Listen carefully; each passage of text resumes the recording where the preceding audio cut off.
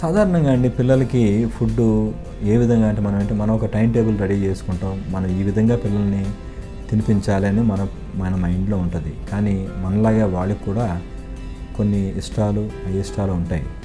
Texture simple, మనం పెట్టి food విధానం వాళ్ళకి నచ్చిందో లేదో మనం తెలుసుకోవాలి.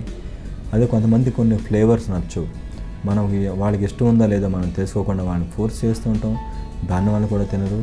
అదే కొంతమందికి స్వీట్ నచ్చుతుంది, కొంతమందికి హాట్ నచ్చుతుంది. అది కూడా మనం పట్టించుకోం. ఏది మంచో మనకు తెలుసు కాబట్టి మనం వాళ్ళని ఫోర్స్ చేసి ఫీడ్ చేయడానికి ప్రయత్నం చేస్తూ ఉంటాం.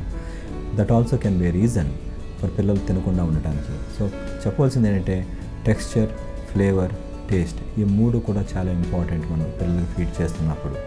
100లో 95 మంది మనం తీసుకుంటే పొద్దున్న టిఫిన్ చేయాలి, మధ్యాహ్నం లంచ్ తినాలి, నైట్ డిన్నర్ తినాలి. ఆకలి ఉందా లేదనే తర్వాత విషయం. So we're not bothered about that one. వాడికి ఇష్టం ఉన్నా లేకపోయినా ఆ టైంకి భోజనం చేసేయాలి.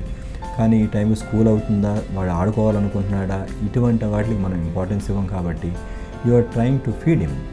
మనం వాడికి ఫీడ్ చేస్తున్నాం అనుకోండి వాడు ఇష్టం లేని టైంలో, naturally they have a rebellious attitude. So అది కూడా తెలుసుకోవాలి.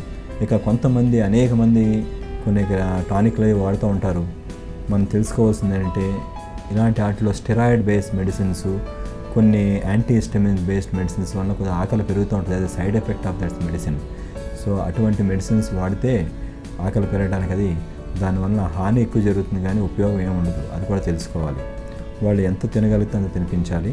వాళ్ళ మీద ఎక్కువ మీరు ఫోర్స్ పెట్టి కొట్టడం అలాంటివి చేయడం వల్ల ఎటువంటి ప్రయోజనం లేదు.